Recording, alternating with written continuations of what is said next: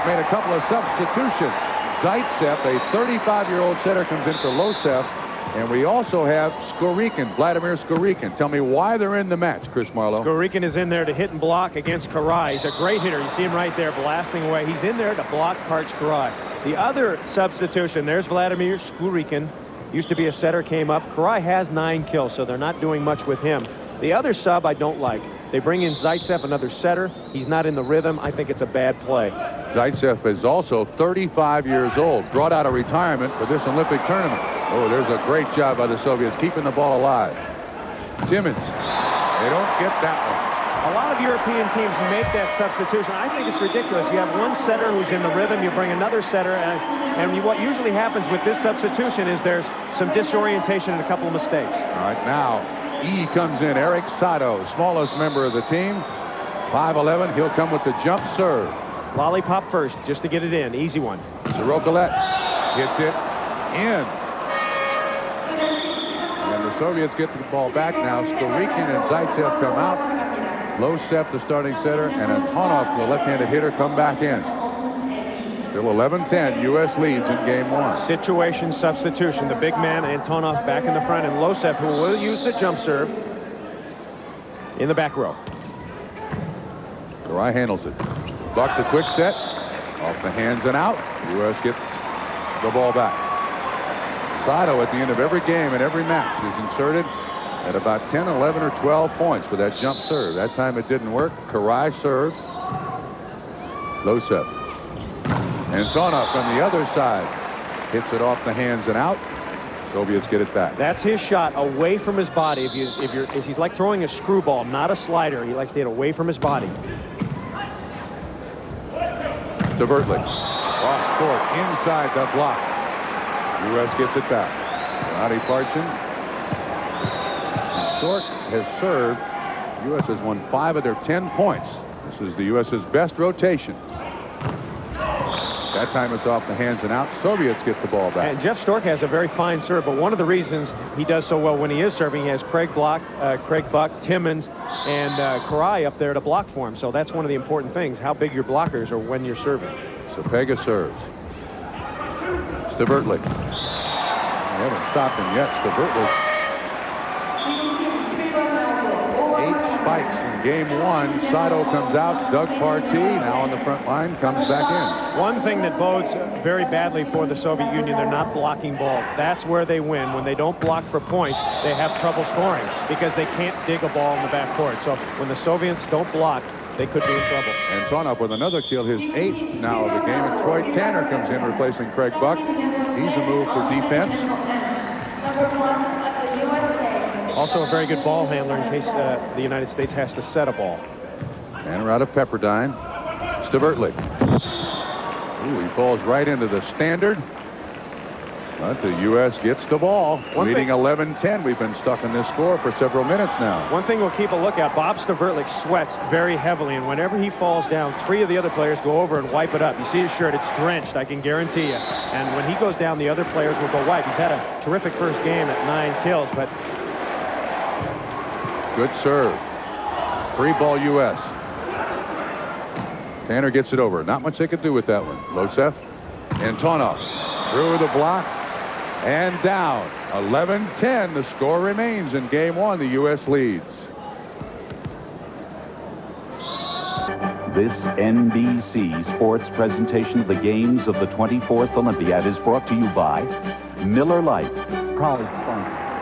Game 1 of the gold medal match, 11-11. The Soviets and the USA have struggled back and forth at 11-10 and now 11-11. We're close to 15 minutes of this initial game in the gold medal match. Stork, Timmins, kept up but hit out. Once again, a side out. U.S. has the ball, which means points. Buck serves. Losev, field goal. Nobody could get it up. Side out. Soviets. I think the Soviets are in pretty good shape right now. They're not blocking balls. They're not stuffing balls, but they're putting the ball down on offense, and that's a key. They're getting side outs, but the Soviets expect a blocking run. They haven't timed the U.S. offense well, but expect blocks.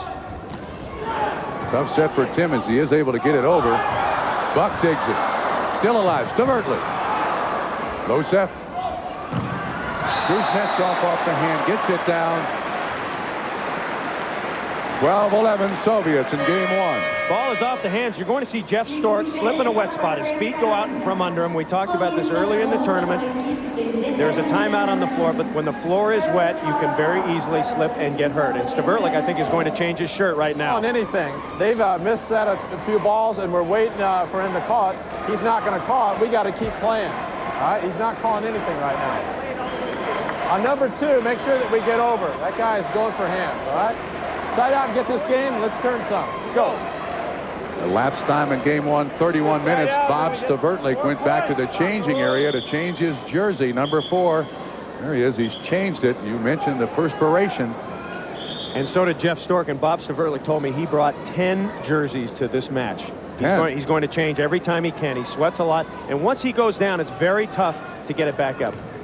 You can see the insertion of Jeff Stork in game 3 in the match against Argentina, what it's done for the U.S. volleyball team. Soviets lead 12-11 in this initial game. That ball is wide, 13-11. Soviets lead in game 1. The United States, they're trying to attack Losev, the smaller blocker, but he did a pretty good job that time. Watch them go out at number 8 red here. And Antonov serves. Stavertlik. Blocked back. Karai, Stavertlik. There's contact, side out to the U.S. The Soviets, 3 unanswered points here to lead 13-11 in game 1. Slowly, they're starting to get the rhythm of the United States offense. The United States has put in some new plays, Partey out of the back row, and I think the Soviets are starting to catch up a little. Ooh, Losev tries the quick set, and it works. The quick hook shot, and it works. Off Jeff Stork, Soviets get it back, 13-11. One thing about both these teams, they have several different gears. They can turn it up almost when they want to. Partey, back row. Losev, Sorokalet set very tight and finds the open spot on the U.S. side. Laszlo Karai and White. As the Soviets have game point, and the U.S. and Marv Dunphy take a timeout. The second timeout by the team of the USA. Hey, let's side out and start turning them, huh? Okay, keep side out and turn. Balls up. Let's get 2 hands on everything. Let's go. Side out right here. Let's go. Pop them up high. Get some stuff. This has been the pattern for the United States in the last 3 matches. Bob's going over behind you. You got to be on that ball. Let's go. Side out. The last 3 matches, the Soviet Union has won the first 2 games, and the United States has had to battle back. And this is turning out to be the exact same kind of match. The United States not playing its best in game 1, but the Soviets playing well enough to win. Andrei Kuznetsov has game 1 on his serve. And he serves it to Stavertlik. Karai gets it down, side out U.S. Strangely, this U.S. men's volleyball team almost appears to enjoy a certain amount of adversity. Then they get cranked up at each other, they get upset with each other, and then they play at another level. Sorokalet. He dinks it between Buck and Stavertlik. Soviets again, second chance at game point. Ryman Gilday serves. Stavertlik, Stork, Karai. Losev that time with the block. Stork. Once again, that left-handed kill. No one up against him. U.S. gets the side out. Coach Dunphy has extreme confidence in this team. Partey serves. Sapega, quick set. You know, it's not a bad strategy to dink against the Americans, because with the players being as wet as they are, when they dive, you have to wipe up the court, so it could cause a slip. It could cause a play that would win a game for you. Timmons back row. Off the hands. U.S. gets the ball back. Chris, I can't believe that the U.S. sweats any more than the Soviets. Am I wrong? They do. Karai serves. Sorokalet blocked. Karai keeps it alive. Stork. Stavertlik. Nice, big. That's Antonov. Karai keeps it up. Stavertlik hammers it. Off the hand. Terrific play. 14-12. Soviets lead. There was contact at the net, under the net. Low set. Quick set. to peg off the hand.